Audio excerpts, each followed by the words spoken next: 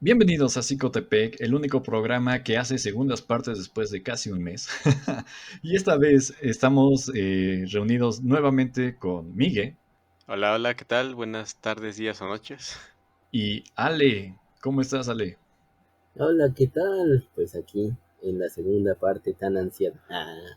Sí, sí, ya estamos haciendo la segunda parte de Historia de los Conductismos. Y aunque nos hemos tardado un poquito en grabar y hacer la segunda parte, este, pues vamos a darle ya.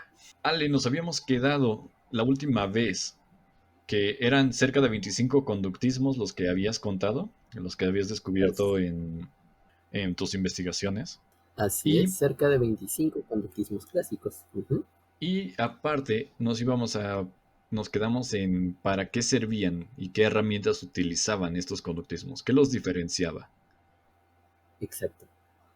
Ok, entonces, ¿te parece que empecemos por esa parte de cuáles eran, qué los hacían diferentes? Bueno, lo que los hacía diferentes ya lo habíamos discutido en la parte anterior, sino qué Ujú. herramientas utiliza y cuáles son los límites de de estos conductismos clásicos.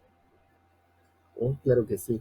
Mira, Benja, el detalle está en que los conductismos, bueno, en particular cada uno tiene su propia métrica, su propia forma de intervenir los problemas. Algo bastante curioso es que podemos clasificar a estos conductismos en tres grandes ramas, ¿no? La primera evidentemente tiene un corte experimental. ¿A qué me refiero con experimental? Bueno, primero ya habíamos platicado un poco acerca de que los conductismos vienen a ser en sí, como los llama precisamente Roback, ¿no? Una forma de funcionalismo particular, y también Boring menciona exactamente la misma cuestión, ¿no? Es decir, eh, cualquier conductismo vendría a ser una nueva forma de funcionalismo, como una especie de neofuncionalismo. Entonces, aquí pasa un detalle interesante. A pesar de que tienen un interés muy particular en lo que vendría siendo la experimentación, los conductismos, así en general, tienen o pecan de la influencia funcional de llevar a la psicología fuera del laboratorio. Es decir, su criterio para validarlo como algo propio de la ciencia que aporte al conocimiento es que sea capaz de producir tecnología que sea aplicada, es decir, que se pueda aplicar en campos particulares, por ejemplo, la educación, la ciencia jurídica, la ciencia económica, la selección de personal, la orientación vocacional, los campos, podremos llamarlos relacionados con la reinserción social, etcétera, etcétera, ¿no? Es una visión, si nosotros revisamos un poco la historia de la psicología, muy parecida a las ideas que nos daba, pues por un lado, Juan Luis Vives, ¿no?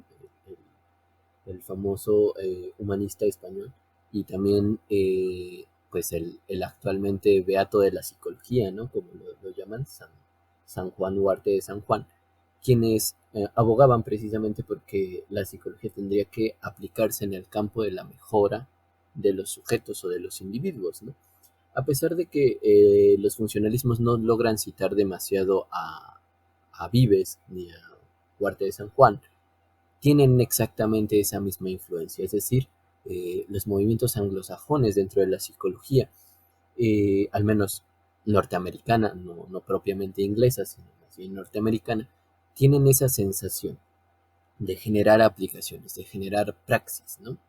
Ahí es donde vamos a encontrar el primer punto de esta psicología, que aunque nosotros le llamamos experimental, tiene que ver con experimental en que tiene un corte experimental de ciencia básica, pero el objetivo no es propiamente esa ciencia básica, sino más bien el encauzarla hacia un punto de vista práctico. Tal y como lo sugería la filosofía que creó precisamente William James y que por conveniencia él mismo llamó empirismo radical. Este modelo conductual, ¿no? Esta propuesta conductual que a mí en particular no me gusta llamarlo modelo, sino más bien tendencia, ya que se convierte pues precisamente en eso, ¿no? En una tendencia. tal cual como llamaba William James a lo que nominalmente se llama pragmatismo, ¿no? Que son tendencias más que un movimiento unificado, es una tendencia, viene, como les decía, a conformarse en tres categorías.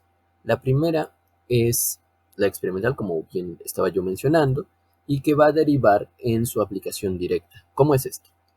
Vamos a ver que la llegada del Dr. Watson a la Universidad Johns Hopkins le va a brindar una oportunidad interesante. Y esta oportunidad es la forma de llevar la aplicación o los descubrimientos en psicología animal que él ya había descrito trabajando precisamente en la Universidad de Chicago y también en el Carnegie Institute of Science, hacia una derivación aplicada.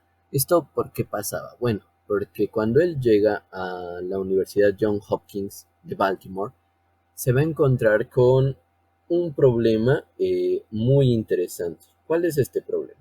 Bueno, fíjense que en la Universidad Johns Hopkins no existía como tal una cátedra de psicología animal y o comparada, como sí que lo había en Chicago, ¿no? Y como él se había entonado bajo las ideas del Carnegie Institute of Science hacia el estudio del comportamiento animal. Pero en Baltimore, allí en la Universidad Johns Hopkins, no existía esa área.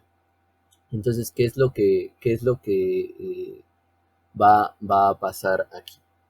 El profesor Watson, cuando va a llegar a esta universidad, eh, él se gradúa primeramente de lo que es la, la Universidad de, de Chicago, se titula como doctor en psicología, y él se va a encontrar con algunos procedimientos muy interesantes. Estos procedimientos eh, provienen de tendencias diferentes, ¿no? Como los que él venía desarrollando desde la Universidad de Furman, que convienen más que nada en una reflexión filosófica, ¿no? Pero no tanto de corte experimental. Cuando él llega al Carnegie Institute of Science, va a adquirir esta propiedad de analizar a los individuos o a los organismos de análisis, que serían en este caso animales, y va a tratar de registrar cada uno de los, pues podemos llamarle de los movimientos o de las acciones de los individuos, ¿no? Y va a tratar de representar esos actos en un modelo de ciencia. Ese modelo de ciencia, como lo llamaba, es a veces mal llamado, como decíamos en la primera parte, por otros, como conductistas, ¿no? Ahí tenemos precisamente a James Rowland Angel, quien en 1910 da una conferencia y que se va a publicar por escrito precisamente en 1913 junto con el mal llamado Manifiesto Conductista, en donde va a decir que estos personajes, a quienes notablemente se les denomina conductistas, son personas extravagantes al hablar sobre los actos de los animales, exageran un poco en, como él decía, ¿no? Los alcances del entrenamiento animal, ¿no? Que es lo que se podía enseñar y no a los animales. Y en última instancia eran personas perezosas, perezosas en el sentido de que no leían la bibliografía relacionada con el alma, con el espíritu, con la mente, con la conciencia, y preferían mantenerse al margen de la discusión filosófica, ¿no? Y se centraban exclusivamente en los movimientos visibles, ¿no? Entonces todo esto, pues como les decía, cuando él llega a la universidad de Johns Hopkins, va a suplir a un profesor, ¿no? Este profesor tiene una cierta relevancia porque va a tener discusiones con un autor que nosotros ya conocemos pero de sobra, o espero que nuestro público lo conozca, que es Edward Bradford Titchener. Titchener, como ustedes bien saben, pues es representante natural de el estructuralismo, como él mismo lo denominó. Y él va a defender la posición, en primera instancia, de que la psicología no puede salir del laboratorio, ¿no? Entonces, aquellos que pertenecían a la Universidad Johns Hopkins de Baltimore, por ejemplo, el antecesor de Watson, que también se llamaba John, convenientemente, ¿no? él tiene una cuestión muy interesante. Es decir, va a promover las ideas de que la psicología eh, genere una posición no tan arbitraria sobre el campo aplicado. Eso es algo muy importante por muchas cuestiones, porque el campo aplicado, por ejemplo, es un campo muy fútil en Estados Unidos. Si se dan cuenta, el nacimiento del conductismo viene a ser el preámbulo, por así decirlo, de la época de oro de Norteamérica, es decir, de cuando la gente se hace rica, cuando la gente empieza a mirar hacia otros horizontes de inversión. Entonces, hay mucho interés particular allí. Pero tenemos una cuestión, ¿no? Este autor, eh, John Dewey, ¿no? Es un filósofo, no es tanto un psicólogo, ¿no? Entonces él va a empezar a influir en Watson desde un poco antes. Y otro autor que es muy importante, que es James Mark Baldwin, que es justamente quien se hacía cargo de la cátedra de psicología humana en Johns Hopkins, va a salir por un tema muy polémico, ¿no? Un tema relacionado con su vida personal, en donde a él lo descubren en un mal sitio, ¿no? Y ese mal sitio le da una mala fama a la universidad y deciden pues dar por finalizado su contrato. Allí es cuando le ofrecen esta cátedra a John, y John tiene allí un escrito de petición en donde él habla por primera vez, bueno, eso se supone, al menos en Hopkins, ¿no? Me hace falta revisar en otras universidades, pero al menos en Hopkins es la primera vez que alguien hace la solicitud de que la psicología no esté dentro de las facultades propias de las ciencias sociales y la filosofía. Entonces su petición va a ser anexionarla a las ciencias naturales, pero para hacer eso, ¿no? Él lo va a llevar desde un punto de vista práctico, desde un punto de vista como el que sostenía William James, ¿no? Y lo va a llevar hacia el campo aplicado de la psiquiatría. En ese momento, como ustedes bien saben, no nos dejarán mentir, es que quienes aplicaban la psicoterapia eran solamente los médicos psiquiatras, que aplicaban psicoanálisis. Entonces, la propuesta de otro autor que tenemos allí en John Hopkins es que el Dr. Watson tiene que proponer una idea alternativa de intervención que no tenga que ver con el psicoanálisis y que sea una visión puramente norteamericana. Allí es cuando va a aparecer pues, el movimiento de Watson, ¿no? Él va a dar una conferencia hacia unos médicos en la cual les va a hablar sobre el concepto de enfermedad mental. Por ahí es un texto muy interesante, los invito a todos a echarle un ojo, en donde va a pensar, ¿no? ¿Qué es esto de la enfermedad mental? Y él va a dar una visión panorámica diferente, una visión conductual. Esta visión se va a constituir, como les venía diciendo, desde una practicidad. Y muchos de los conductismos van a retomar esta misma idea, es decir, deben de ser prácticos, deben de ser fácticos, deben de contribuir a la sociedad, no simplemente reflexionar en torno a ella, sino construir modelos que sean realmente aplicables. De hecho, en el libro de Watson, que se llama Behaviorism, de su edición de 1925, hay una parte donde él nos va a decir, pregúntele usted a un jurista, a un médico, a un abogado o a un doctor en qué le ha servido la psicología antes de que apareciera el conductismo, y le dirá que no tienen ni idea, ¿no? Posteriormente, su propuesta del Dr. Watson es que cuando aparezca un modelo conductual unificado, pueda otorgarle una herramienta adecuada a esos personajes que están más allá de la psicología, pero que pueden beneficiarse directamente de ella. Ahora, aquí tenemos entonces el primer punto, ¿no? Los conductismos relacionados con la aplicación práctica o experimental en el más amplio sentido de esa palabra, ¿no? Tenemos otra perspectiva. Esta otra perspectiva es una perspectiva filosófica, pero esta no va a venir orientada desde el Dr. Watson, sino va a venir orientada desde otros filósofos que son, más que filósofos en general, se clasifican dentro de la categoría de epistemólogos. Por allí tenemos a Arthur Singer Jr., Por allí tenemos a Gray Smith Andrews de Laguna y su esposo, el señor de Laguna, quienes van a pensar acerca de qué es el conductismo, ¿no? Desde una visión filosófica. Ellos se plantearán la siguiente pregunta: ¿el conductismo es una filosofía? Y su conclusión general va a ser que no, no es una filosofía. Es, como ellos dicen, una tendencia dentro de la psicología que trata de influir en la forma de enseñar y en la forma de proceder dentro de la psicología, ¿no? Algo interesante que señala, por ejemplo, de Laguna, es que el conductismo, ¿por qué no es una filosofía? Y ella va a decir simplemente lo siguiente, ¿no?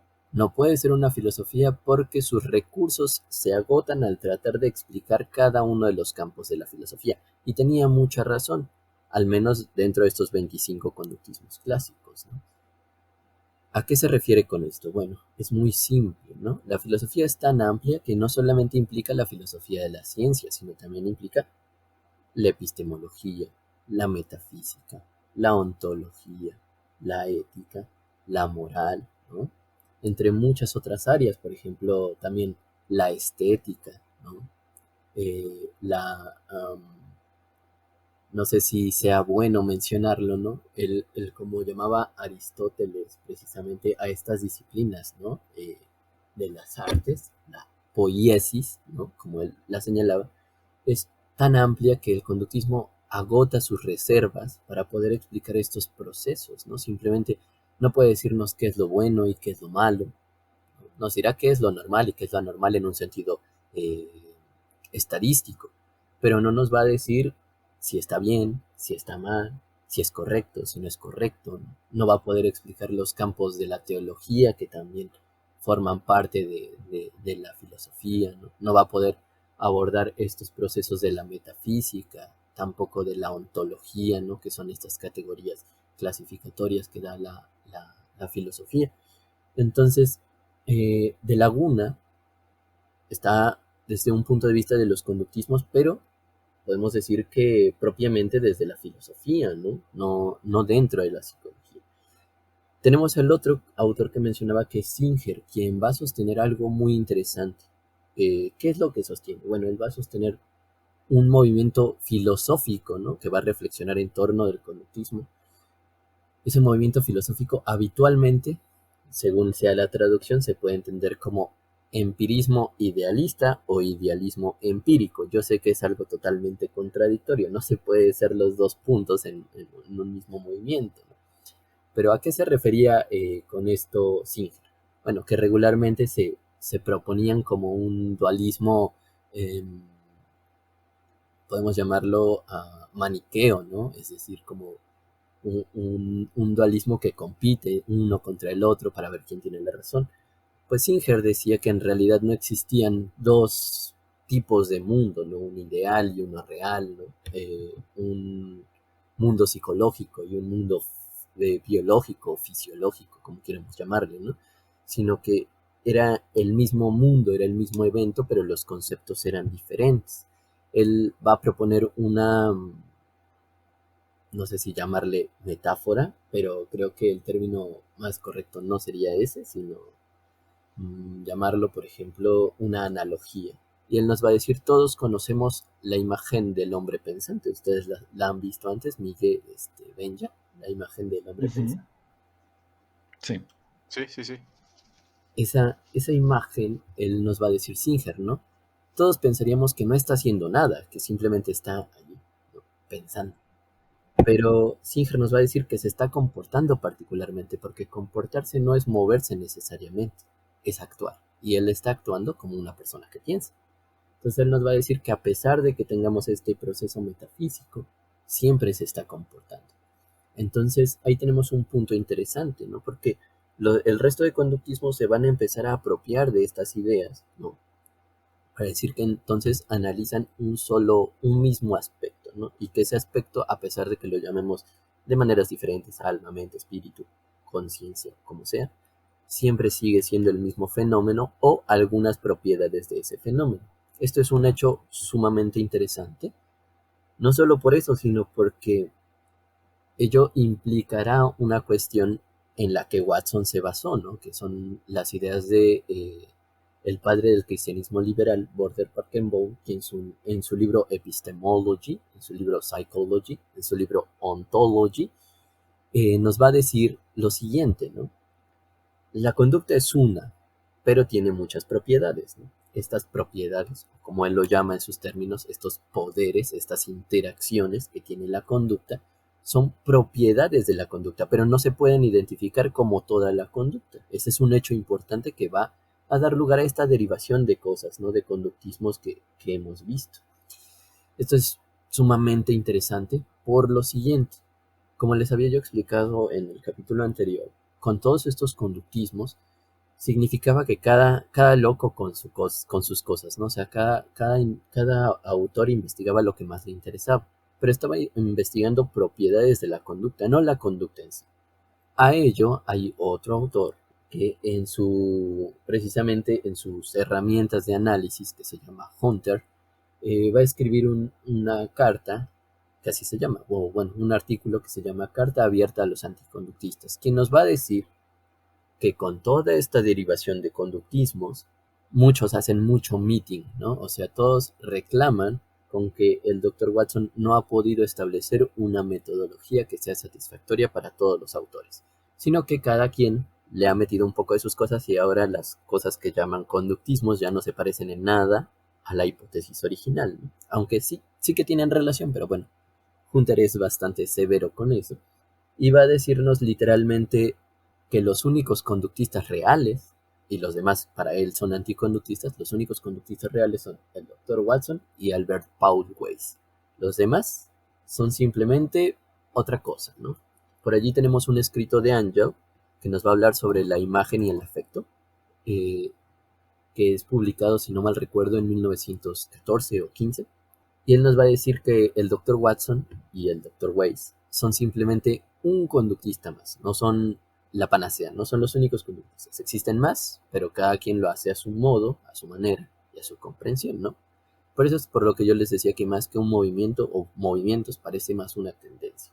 Ahora, acercándonos a la pregunta, después de este contexto que tal vez fue un poco largo, es importante considerar lo siguiente, ¿no? ¿Cuáles son sus herramientas? Depende.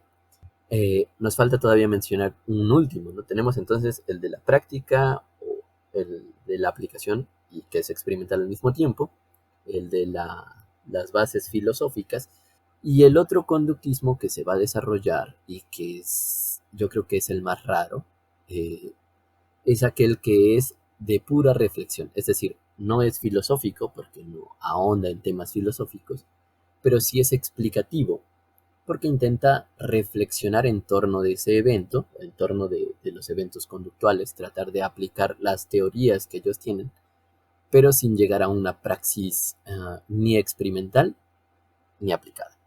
Este es un punto interesante porque, por ejemplo, tenemos, como les había yo comentado, por ejemplo, el motoconductismo, ¿no? Que es el conductismo que habla sobre la conducta como una sola cosa, ¿no? En el cual no tiene experimentos, no tiene aplicaciones, pero tiene reflexiones en torno a ella, pero no tienen una reflexión lo suficientemente sólida para considerarse parte de una epistemología o de una filosofía. Entonces tenemos estas tres categorías de conductismos, ¿no? ¿Cuáles son las herramientas que ocupan? Aquellos que se derivan hacia la filosofía ocupan herramientas propias de la epistemología, de la ontología y de la metafísica. Aquellos que se dedican a la rama experimental utilizan modelos animales, estadística, experimentación y por supuesto campos de aplicación. Entre estos campos de aplicación regularmente está la psicología diferencial, está la psicología de la educación, está la psicología jurídica y está la psicología clínica, dejando de largo el resto de aplicaciones de la psicología que Tishner en su libro A Beginner Psychology va a mencionar que hay más o menos unos 30 tipos de psicología, dejando de lado esa clasificación. Nada más se advocan sobre estas particularidades. Y el último conductismo que les mencionaba es un conductismo más en un ámbito académico, es decir, tratar de explicar alternativas explicativas a las que da el modelo experimental y a las que da el modelo filosófico. Ese es un punto interesante. Y con respecto a la otra pregunta es cuáles serían los límites de esos modelos. Bueno, Sus límites están muy bien señalados por cada uno de los autores. Por ejemplo, desde el punto de vista filosófico, creo que ya lo mencioné, es que los conductismos son una tendencia adecuada para la psicología, pero inadecuada para la filosofía porque no pueden abordar ciertos campos de la filosofía. Entonces agotan sus recursos y por lo tanto no pueden aspirar a ser una filosofía, ¿no? En el campo de la experimentación o de la aplicación tecnológica, si así queremos llamarlo, pues sus limitantes son cuando tratamos con objetos que no están vivos. Eso es algo importante.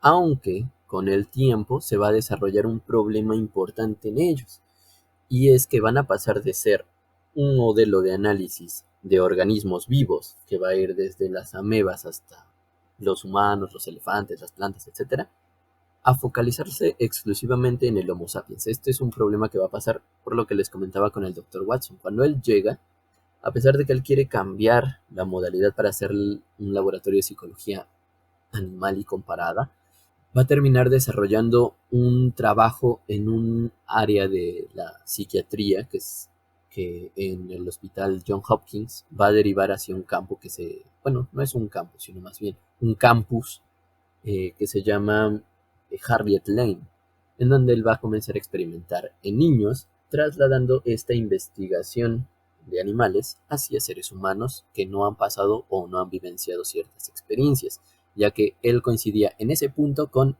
Titchener, aquellos organismos que han pasado por ciertas experiencias y que nosotros tratamos de utilizar esas experiencias para explicar los actos, estaremos cometiendo el famoso error de estímulo que tanto nos advierte Titchener y Boring, ¿no? Que es esto de interpretar incorrectamente cuáles son los orígenes del comportamiento. Entonces ahí va a dar lugar a cosas interesantes como el experimento del pequeño Albert, más adelante con la supervisión de Mary Cooper Jones con el experimento del pequeño Peter, entre muchos otros, ¿no? Y el último que les comentaba, esta psicología conductual de aula de clases, pues su límite es precisamente ese, que no va a poder salir de las aulas de clase y que muy fácilmente va a encontrar su cierre, es decir, van a tener una, dos, tres publicaciones máximo y pum, va a desaparecer en el sentido de que no es replicable, no capta tanto la atención, genera simplemente debates que giran en torno de una misma situación una y otra vez, y entonces no causa tanto impacto, ¿no? Ese es un punto importante. Esa pregunta de llevar las cosas del laboratorio a algo práctico creo que es algo que también tiene en común con el cognitivismo y con el conductismo que después vino de Skinner, ¿no? Así es. De hecho, por eso les decía que se vieron muy influidos por el movimiento filosófico que desarrolló James, ¿no? James abandona la psicología, si no mal recuerdo, en 1900, de hecho, después de la publicación de su libro Principios de Psicología. Ese libro habitualmente, ¿no? En los libros de historia de la psicología, nos lo pintan que ha sido un manual de psicología. Sin embargo, quien lo ha leído y quien no lo invitó a leerlo, en su prefacio del volumen número 1 y también del número 2, nos va a decir lo siguiente, ¿no? Este libro es una compilación de lo que históricamente se ha llamado psicología. Sin embargo, dice él, hay puntos que pertenecen a la medicina fisiológica y hay puntos que pertenecen al campo filosófico y teológico. Y él va a decir, aquellos que sean honestos consigo mismos y con la disciplina de la psicología, abandonarán la psicología para inmiscuirse en los campos de la fisiología o en los campos de la filosofía. Debemos recordar que James era considerado como uno de los filósofos más influyentes de Norteamérica, aunque de vocación era filósofo, pero de profesión era médico fisiólogo. Pero bueno, ahí es donde tenemos el punto, ¿no? Entonces, esta tendencia que él va a construir en filosofía y que se llama empirismo radical, tiene su funcionalidad ahí. Con su libro Pragmatismo, ¿no? Él nos va a hablar sobre esta tendencia pragmática y que poco a poco va a ir calando en el pensamiento norteamericano. Si no mal recuerdo y si es adecuada la información que brindo, el profesor William James estuvo en Harvard y Skinner también estuvo en Harvard. Entonces esa influencia se nota allí. De hecho, él tiene un escrito que se llama La Escuela de Chicago, en donde él nos va a hablar sobre qué es lo que se enseñaba en Chicago. De ahí es de donde yo obtuve la información sobre cómo pensaban en Chicago, ¿no? Pero eso me hace pensar también lo mismo. Entonces también existe la escuela de Harvard y ese es su legado, su pensamiento. Los autores que van a heredar su legado y su pensamiento en un primer momento son, evidentemente, Boring, no Boring es de Tichenor, sino en un primer momento quienes van a heredar su legado conceptual son la profesora Mary Calkins, ¿no? De quien les hablaba la otra vez, que se llama autoconductismo o behavior self, ¿no? Eh, Ella en un primer momento y en un segundo momento quienes van a ir construyendo también su pensamiento son por ejemplo Josiah Royce, entre muchos otros, ¿no? Pero en general esa herencia filosófica que nos deja James es una, como él decía, no es un marco conceptual bajo el cual vamos a, a definir qué es adecuado, qué no es adecuado, qué es correcto para la ciencia, qué no es correcto para la ciencia, qué es psicología, qué no es psicología. Y el marco conceptual es precisamente la utilización práctica. Entonces ese es un punto interesante porque lo va a heredar no solo Watson, sino también lo van a heredar los neoconductismos, ¿no? Hull, Tolman, Skinner y todos los que le siguen. Eso es bastante interesante y tantos nombres que pasan inadvertidos también por tal vez la falta de bibliografía o de popularidad de la bibliografía, porque tú conoces a Freud y cosas así del psicoanálisis y vas a encontrar todos los libros de Freud, Jung, Adler y cosas así, pero todos estos manuscritos de los conductistas están perdidos y son difíciles de acceder a ellos, ¿no? Exactamente. De hecho, eso es algo que, por ejemplo, en el libro que coordiné junto con Pedro Martínez Suárez, Nicolás Parra Bolaños, Alejandro Aristizábal Cuellar y Óscar Arístides, que se llama Una historia de las ciencias de la conducta, intentamos dar a notar ese punto, ¿no? Que los manuales de psicología, manuales y también los libros de historia de la psicología, parece que mutilan a la psicología de una manera tan extraña que pareciera que solo recortan a los que consideran que van a construir la idea de la psicología tal y como se tiene en el presente siglo y por supuesto aquí en Hispanoamérica. Sin embargo, son poco fieles a los fenómenos que sucedieron en realidad, ¿no? Por ejemplo, esto no solo pasa en estos manuales generales, ¿no? Sino también pasa inclusive en los mismos historiadores de la psicología. Uno de los historiadores que más he citado, tanto en la parte uno de este podcast como ahorita, es a Boring, ¿no? Sin embargo, Boring, por ejemplo, en su capítulo de conductismo, como bien sabemos, Boring es estructuralista. Entonces le va a echar mucha tierra al conductismo en ese punto, ¿no? Eso también no es bueno porque va a caer en ese discurso maniqueo de nosotros somos los buenos, ellos son los malos, ¿no? Y ese mismo discurso es el que se replica habitualmente en los manuales de psicología y también en los libros de historia de la psicología, pero no solamente en los que son de otros movimientos, sino esto también es algo que sucede muy extrañamente en los propios libros de psicología conductual. Si nosotros abrimos cualquier manual de psicología conductual, cualquier libro relacionado con historia de la psicología conductual, vamos a encontrar ese mismo problema, es decir, un problema que va a tratar de mostrar al conductismo desde una forma lineal, es decir, surge desde una visión no tan desarrollada y poco a poco se va construyendo el conocimiento hasta que llega a la disciplina actual, ¿no? Lo veíamos en el capítulo anterior, en cómo se cae en la profesionalización de la psicología con Skinner, ¿no? Y entonces se construye ese discurso que es lineal, ¿no? Una causa, una consecuencia, ¿no? Y otra consecuencia más vendría siendo como lo promueven los libros de historia de la psicología, el cognitivismo, luego de allí la terapia cognitivo-conductual, que igual no tiene nada que ver porque son modelos y otros son campos aplicativos, pero este problema, si te das cuenta, es un problema que viene desde los orígenes de los conductismos, ¿no? Es el problema que nos hereda James al tratar de validar una cosa desde su aplicación fáctica, desde su aplicación práctica. Entonces, pues es complicado, pero pues como bien nos decía un famoso historiador que se apellida Sabino, ¿no? Y que enseña en la Universidad Francisco Marroquín, lo siguiente, no son las fuentes y el historiador, ¿no? Historiador en el más amplio sentido de la palabra, no solo los profesionales de la historia, sino también todo aquel que está interesado en exponer y en investigar la historia. Em, Sino más bien son el historiador y sus fuentes, es decir, el historiador con su propia experiencia, aquí retomando el concepto conductual y por darle ese impulso, ¿no? Y sus condicionamientos particulares le hacen seleccionar cierto tipo de fuentes y por supuesto le hacen desarrollar una cosmovisión particular. Pero lo adecuado sería mirar al pasado sin un juicio previo, ¿no? Sin tratar de demostrar nada, simplemente arrojar un poco de luz sobre ello, una visión más científica y no tan apasionada desde un punto de vista personal. ¿Te gustaría pasar a las partes prácticas que nos quisieras compartir sobre qué cosas se pueden aplicar para el conductismo?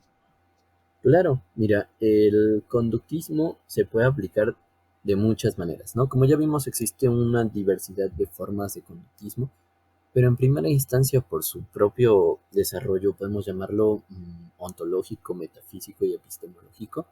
El conductismo arroja lo que bien decía Thorndike, ¿no? Se cela o se jacta del celo de investigador, es decir, estimula a los estudiantes a investigar más, a ir más profundo sobre los hechos y no tanto sobre la reflexión de esos hechos. Ese es un punto importante. Un punto número dos, que es una herencia histórica, ¿no? Busca desarrollar utilidades prácticas de ese conocimiento experimental. Un punto número tres es que también nos ayuda a repensar cada uno de los fenómenos, por supuesto, pero lo importante aquí es que es eficaz. ¿En qué sentido es eficaz? Que se corrige a sí mismo, es decir, cuando descubre el conductista, sea quien sea de la escuela o de la doctrina que sea, que el movimiento que está aplicando, que la técnica que está aplicando es insuficiente, trata de buscar otros mecanismos y adicionarlos a sus proyectos de investigación o de aplicación para generar más conocimiento. Eso es algo que muchos movimientos de la psicología previos y posteriores al conductismo no poseen.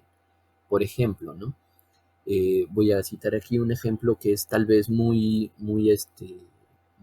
curioso, es el de Harold Chapman Brown. Él es un conductista clásico que nos va a explicar el proceso cognoscente y el proceso del lenguaje mediante el condicionamiento que llamamos clásico o pavloviano, aunque históricamente sabemos que el conductismo clásico no se basó tanto en Pavlov, sino en Bechterev, por una parte, y en Titmiller por otra, ¿no? Sin embargo, como bien señalaba el doctor Watson en su artículo, perdón, la idea del reflejo en psicología, el- la idea pavloviana es más fácil de ejemplificar con la idea del perro y el sonido del metrónomo, ¿no? Esto, ¿por qué lo digo? Porque Brown va a explorar un campo que originalmente se pensaba que el conductismo no podría abordar, que es la cuestión del lenguaje y del pensamiento, pero no del pensamiento en el sentido de cómo se expresa, cómo se modifica, sino más bien en el contenido del pensamiento. Ese es un punto importante. Sin embargo, más adelante nosotros vamos a ver otro desarrollo importante, que es el de Skinner, ¿no? Skinner con su teoría de conducta verbal también va a explorar los mismos campos, pero desde otras propiedades relacionales de la conducta, ¿no? Y más adelante tendremos el caso, por ejemplo, de Stephen Hayes, ¿no? Quien va a tratar de explorar estos procesos que llaman mentales, ¿no? Desde una cosmovisión conductual contextual. Entonces, esto es un hito importante que tiene la psicología conductual, ¿no? Que trata de alcanzar estos proyectos que en un principio tal vez no eran tan posibles porque no habían sido reflexionados bajo diferentes entornos, ¿no? Eso yo creo que es el hecho puntual, ¿no? ¿Qué opinas tú? Es bastante, sí, ¿cómo decirlo? Que es muy complicado también el llevarla a cabo en la práctica en cuanto hablas de cognitivismo, que son todo lo que, ¿cómo decirlo? pues todos estos procesos internos que incluso es complicado, también se debate mucho, apenas estaba repasando la historia de la teoría cognitiva y también debaten mucho sobre qué es lo que se hace, qué es lo que no, qué se tomaría como conducta y qué es lo que no, cómo lo llevamos a la práctica y bastante complicado. De hecho, me sentí identificado en alguna parte en la que decías que los demás eran muy perezosos para leer y toda esa parte de la epistemología y filosofía, porque yo también soy como, me identifiqué en esa parte de, "Ay, yo también soy muy perezoso para filosofía y epistemología, a mí dame lo práctico". Sí, es un caso Así importante es. porque, por ejemplo, Roback, que es de donde yo por primera vez obtuve el primer panorama de una visión conductual más amplia, ¿no? Que no solo era Watson, que no solo era Skinner, que no solo era Hull, que no solo era Tolman, sino que hay un montón de cosmovisiones conductistas, como vimos en el capítulo 1. Pasa precisamente eso mismo que dice Roback y que Watson le dice, aquí usted pierde todo el sentido de caballería en el más amplio sentido de la palabra, ¿no? Eso implica que Roback fue bastante severo con él, pero en su libro de 1925 Watson dice, acepto la crítica, tiene usted toda la razón. Y Roback va a decir Exacto. en su capítulo 1, que es Conociendo el conductismo o Entendiendo el conductismo, depende de la traducción, eh, nos va a señalar lo siguiente, ¿no? Antes de Watson existieron quienes ya habían reflexionado en torno de esto, pero eran personas un poco perezosas con la psicología como se entendía en ese momento histórico. Y él va a dar ejemplos que van desde filósofos, matemáticos, economistas, cosa que también podemos ver en la crítica que escribe Tishner sobre el mal llamado manifiesto conductista, que se llama precisamente sobre la psicología tal y como la ve el conductista, que igual se publica un año después de el de Watson, pero se publica en otra revista diferente, y donde Tishner nos va a decir, antes de Watson hubo muchos quienes intentaron esto que Watson hizo, ¿no? Pero no fueron tan fructíferos, ¿no? Y él va a decir precisamente, quienes no lo conocen es precisamente porque no leen, y acusa al doctor Watson de no saber de historia, ¿no? Precisamente. Inclusive si nosotros revisamos un texto de William James de 1902, ya cuando ya estaba generando su modelo que les comentaba yo hace rato, que se llama eh, empirismo radical, eh, nos va a decir lo siguiente, ¿no? Bueno, ese artículo se llama ¿De verdad la mente existe? O la conciencia existe. Y es algo muy interesante porque James nos va a decir un listado, un completo listado que pasa por E.P. Frost y otros, que han pensado en desvirtuar o ya podemos decir dejar obsoleto el término mente y conciencia. Y él va a decir, fíjate, en 1902 va a decir, aquellos que se siguen aferrando al término conciencia es porque aún viven de las migajas de la filosofía. Eso va muy en centralidad, ¿no? Por utilizar los términos de Cattell, ¿no? Sobre el comportamiento de grupos, eh, con lo que decían sus principios de psicología, ¿no? Lo que mencionaba yo hace rato. Deben de ser honestos y alejarse de la psicología si quieren un tema más filosófico, alejarse de la psicología si quieren un tema más fisiológico. Es un campo diferente, ¿no? Relacionado pero diferente. Y precisamente allí él nos va a decir que el concepto que va a venir a construirse, ¿no? Para suplir a la idea de mente es conducta. En 1902, William James, ¿no? En 1910, en el artículo que mencionaba yo hace rato de la conducta como un concepto en la psicología de Angel, ¿no? Que es precisamente quien utiliza por primera vez el término conductista que les mencionaba hace rato de la conferencia, que hablaba de esta pereza en los psicólogos y tal. Él también va a decir que el constructo conciencia y mente van a devolverse a la filosofía, a la teología, y el constructo conducta se va a quedar en la psicología, pero va a pasar algo importante. ¿Qué es esto importante? Y que es algo que yo creo que la memoria histórica conductual ha olvidado. Y es lo siguiente. Eh, ha olvidado que la psicología después de ese momento histórico trascendental deja de ser una ciencia independiente y autónoma. ¿A qué se refiere esto? A que antes de ese momento tenía un objeto de estudio que era único, que no lo estudiaba otra disciplina, y tenía un método que era único, que sería el objeto, la mente, la técnica o la herramienta sería la introspección, pero después de ese momento abandona la introspección, abandona la mente, y entonces va a tener que adecuarse a lo que ya está escrito y dicho sobre la conducta, que lo ha venido haciendo la ecología, la etología, la fisiología, el derecho, las ciencias políticas, etcétera, ¿no? Entonces ellos no van a llegar a las disciplinas a decirles cómo estudiar la conducta, sino van a tener que adoptar eso que han estado estudiando esas ciencias por mucho tiempo y van a tener que empezar a construir su disciplina a partir de ese punto. Y eso es algo interesante porque no se suele decir mucho, pero por ejemplo tenemos el conductualismo, que se conoce como la Escuela de las Ciencias Políticas de Chicago, quienes construyen su conocimiento en ciencias políticas a partir de un modelo conductual, pero no son psicólogos. Entonces, si te das cuenta, pasa ese mismo fenómeno, y es un fenómeno que el mismo doctor Watson nos decía, ¿no? Porque él va a adoptar el término conducta de Loeb, lo va a tomar de Sachs, lo va a tomar por ahí de, por ejemplo, de Max Constantin Bergman, lo va a tomar, por ejemplo, de el padre de la etología clásica, que es Weidmann, entre muchos otros, ¿no? Pero bueno, así es como estamos. Órale, bastante curioso eso. Pues no sé, creo que sí tiene mucha información muy buena. Creo que básicamente es romper esa perspectiva lineal, como lo que nos comentabas, Alejandro, específicamente.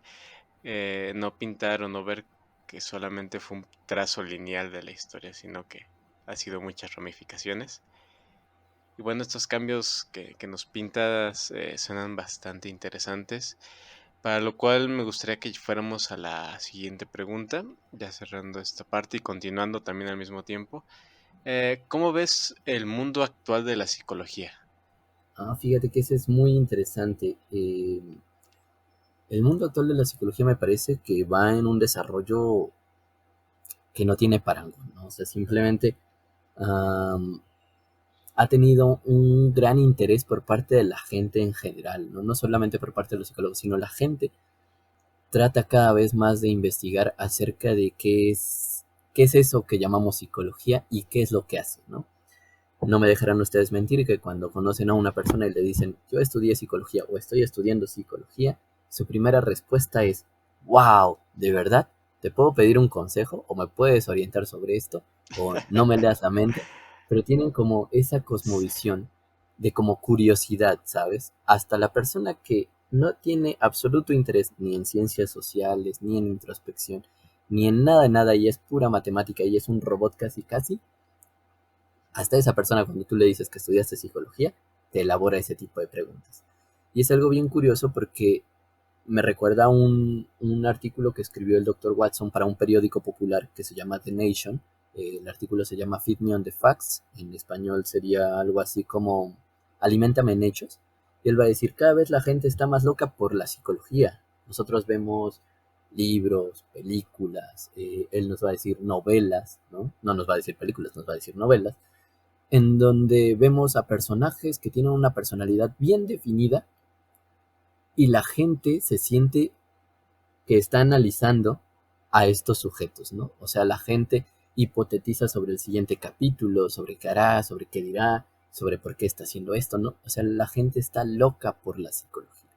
Pero ese auge parece que ha ido en aumento con el paso de los años. Ese artículo se publica en 1920, más o menos, o 20 cachito. Y ya estamos a más de 100 años de ese evento y todavía genera bastante interés, ¿no? Entonces yo lo que veo en el mundo actual de la psicología es que ese interés es bueno, por una parte, ¿no? Por la ley de la oferta y la demanda, mientras más gente demande saber de la psicología, más oportunidades la psicología tiene de desarrollar laboratorios, de desarrollar prácticas, de desarrollar experimentos, de desarrollar aplicaciones, pero también genera un problema, Este problema es el mismo que le pasó al conductismo, que todas las personas van a intentar hacer su propia contribución a la psicología con conocimiento y también con desconocimiento. Esto pues acarrea ventajas, pero evidentemente también perjuicios, ¿no? Lo podemos ver en las nuevas series que salen por ejemplo, en los streaming o en los juegos, ¿no? Que nos hablan sobre una persona que le mente, si vuelve a aparecer nuevamente este auge, se confunde la psicología con pseudociencias, ¿no? Como la alineación de chakras, la regresión, no sé, de la niñez y esas cosas. Entonces pasa esto y yo creo que lo adecuado del mundo actual de la psicología debería ser que cada uno de los psicólogos contribuya a la psicoeducación de la gente, es decir, que trate de solventar esa curiosidad, pero basado en fuentes, basado en evidencia, y no solo en evidencia experimental y práctica, sino también en evidencia documental, evidentemente. Ok, ok, sí. De hecho, creo que ese es un peligro muy actual en general, el hecho de la masificación de la información y, digamos, como no adentrarte a profundidad sobre el tema, puede causar precisamente esta imagen, esta prostitución de la imagen de la psicología, o de la información en general, ¿no? Se sigue comercializando a montones, una introspección muy ambigua, muy casi leer mentes, casi tarot, casi cosas así. Y es algo que se consume todavía mucho, se sigue comercializando mucho el psicoanálisis, pero un psicoanálisis muy casi místico, ¿no? Muy casi, te vi un rasgo, ya sé toda tu historia y todas estas cosas sin entender realmente pues todas las funciones de tu conducta o lo que generó todo eso. Me parece muy interesante, muy prometedor también el hecho de que sí, en efecto, ahora que lo mencionas, noto que sí hay mucho interés por estos rasgos de la psicología de conocer y poder explicar una conducta, un comportamiento, ciertos patrones, esta capacidad que nos da de entender este sistema de cuestiones, pero también esta cuestión de información falsa, de información muy espuria, muy, muy superficial, por así decirlo. Pero bueno, son cuestiones o arbores que veremos florecer en algunos años, esperando que todos sean prometedores. Llegando también a esta parte, ¿cuál dirías tú que sería un futuro que promete en la psicología? Pues yo creo que, como bien decías, ¿no? Algo que es importante considerar es quizá una de las frases muy conocidas de Humberto Eco, la cual nos dice lo siguiente, ¿no? A veces en Internet es donde más quizá podemos observar el comportamiento de la gente. En la actualidad ya no es necesario visualizarla directamente, aunque claro que Internet también tiene otras influencias, otros estímulos que promueven cierto tipo de comportamiento muy particular. Pero bueno, nos dirán, ¿no? Como tú decías, que cualquier sujeto siente que tiene la misma, mm, por no caer en el ad baculum, pero así lo dice Eco, ¿no? Siente que tiene la misma autoridad que un premio Nobel, ¿no? Por trasladarlo a la psicología sería que todas las personas sienten que pueden decir algo sobre la psicología aún sin saber absolutamente nada, ¿no? Ese es un detalle interesante. Y pues como decías, ¿no? ¿Cuál sería la perspectiva a futuro? Pues yo pienso que lo más, lo que más vendrá a futuro pues serán estas pequeñas rivalidades entre sujetos que saben, sujetos que no saben, sujetos que están en el limbo, en el será, no será, ¿no? Y yo creo que algo que pasará quizá más adelante, si sigue esta misma ola, será precisamente esta actitud que llega a pasar en muchas ciencias, que es la actitud escéptica, ¿no? Y será un problema muy severo porque el escepticismo sin reflexión en evidencia, ¿no? Como señalaba, evidencia experimental, factual y filosófica y documental, pues va a acarrear simplemente a que la gente diga, es que la psicología no es cierta, ¿no? No importa que lo diga un psicoanalista, no importa que estén criticando a un psicoanalista, o no importa que estén criticando a un conductista, ¿no? Eso será bastante peligroso y pues tengo confianza, quizás hasta fe, como dice Dawkins, ¿no? Fe en el sentido de confianza y también en el mismo sentido pues que lo dirá por allí Tomás Maquiavelo, ¿no? Este, confianza en que no pasará de ese modo, esperemos que la sociedad cambie esa reflexión, pero pues para ese cambio necesita de las personas como yo, como ustedes y como cada uno de los que nos escuchan, pues para despertar la curiosidad sobre hechos, ¿no? No sobre fantasías. Eso es algo que creo que es importante. Ok, muy bien, me parece excelente. Y pues bueno, yo creo que vamos cerrando esta parte con algunas breves conclusiones. Ya tocado este punto, pues, ¿qué le podrías, digamos, aconsejar, sugerir a todas aquellas personas que son ajenas a todo este mundo de la psicología? Pues quizá voy a parecer disco rayado, porque todas las charlas que he tenido, dado y las clases que brindo, siempre digo lo mismo, pero yo creo que lo mejor sería leer y siempre que uno lea fuentes primarias, ¿no? Eso creo que para mí sería algo importante, ¿no? Porque si pues, si me interesa, por ejemplo, saber sobre el experimento del pequeño Albert, no me voy a leer a alguien que habla sobre eso, sino más bien voy a leer directamente el experimento. Si voy por ejemplo, si quiero saber sobre qué decía Skinner sobre la mente, sobre la conciencia, sobre los aspectos verbales, no me voy a leer, por ejemplo, a Chomsky, ¿no? Sino me voy a leer directo a Skinner. Si yo quiero saber, por ejemplo, acerca de este Harold Chapman Brown que les mencionaba yo hace un momento, sobre cómo entender el proceso lingüístico y mental desde una visión, por ejemplo, del condicionamiento clásico, no me voy a leer, por ejemplo, un manual de psicología general, ¿no? Sino me voy a leer directo a Chapman Brown.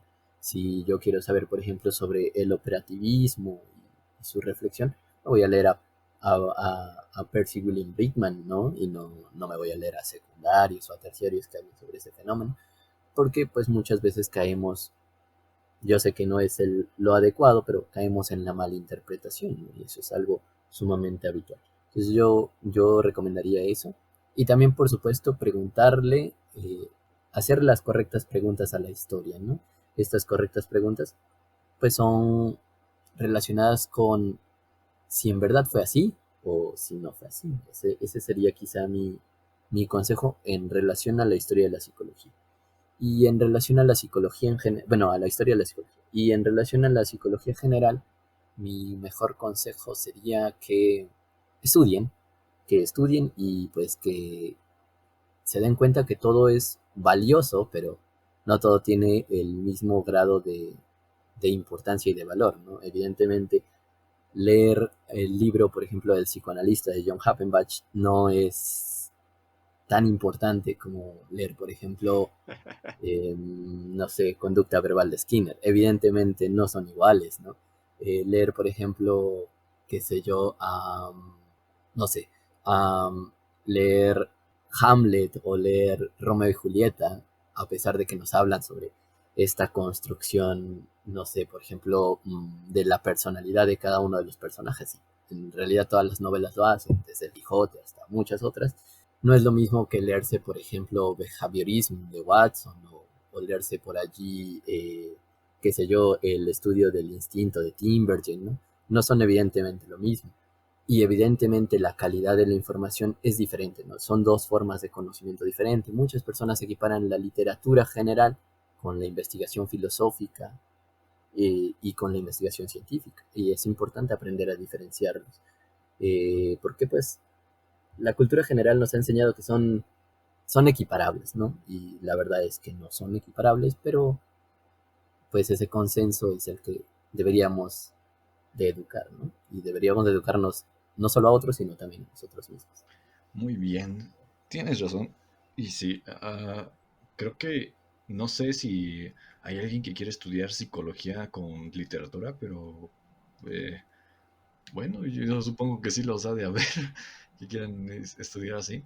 O que también piensa que el psicoanalista es de de Bachíwat, no sé cómo se pronuncia Capema. su Ajá. apellido de este señor, Katzenbach. Este, eh, yo no he escuchado pretextos de que por eso se quieran volver psicólogos o cosas así. Pero bueno, Ale, ¿en dónde te pueden encontrar en redes sociales? ¿Y cómo se pueden colocar o poner en contacto contigo?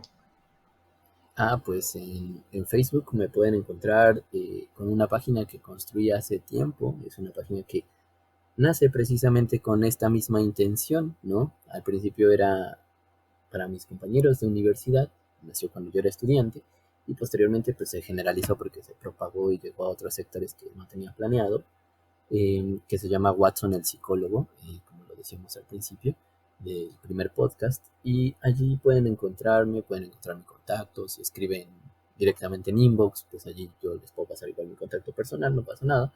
Em, y allí pueden encontrar muchas fuentes, muchos artículos, porque como decía hace rato Benjamín, muchos de los artículos, textos y libros son de difícil acceso, algunos son monetarios, algunos están en repositorios de universidades extranjeras y son muy difíciles de alcanzar.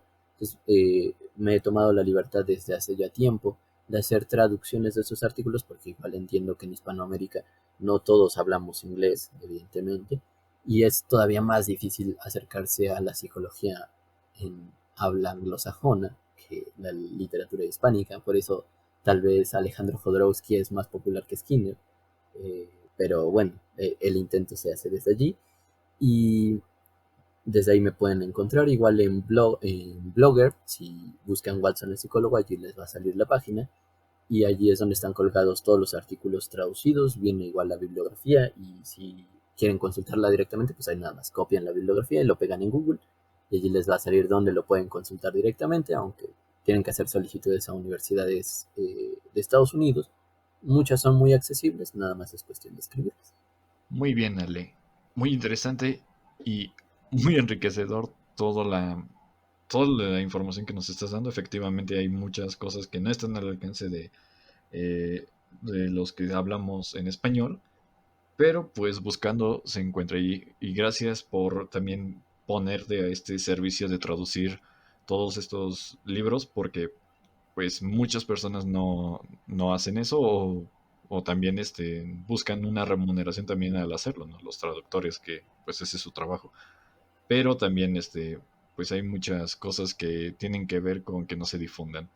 Este, vamos entonces hoy cerrando. ¿Algo más que quieran agregar? Quizás solamente me gustaría agregar una cita textual que tengo del doctor Watson y que dice, Claro, a lo adelante. mejor yo creo que será buenísima para aquellos que están interesados en los conductismos en general, en la conducta en general, por dejarlo así, ni siquiera en los conductismos como tendencias, en la conducta en general.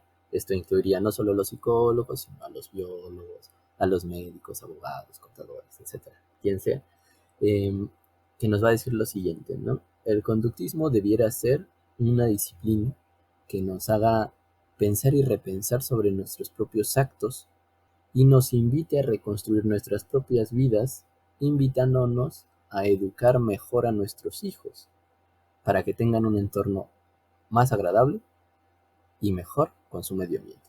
Ahí finaliza la cita, es una cita de behaviorismo, al final de un capítulo que se llama precisamente ¿Es el conductismo otra teoría más en psicología?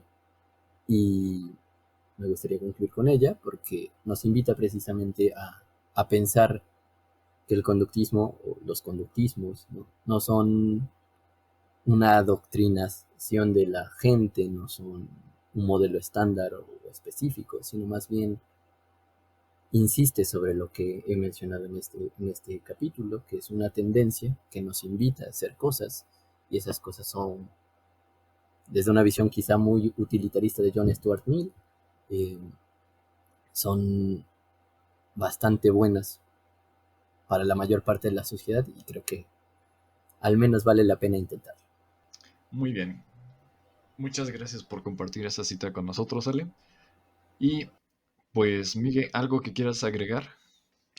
Pues nada, solamente igual, pues un gran aporte tuyo, Ale. Esperamos que todos puedan seguir tu página, todos los interesados. Creo que siempre es valioso encontrar a personas como tú que tengan esta buena disposición y gran capacidad para dar ese gran aporte a lo que es toda esta enseñanza de la psicología.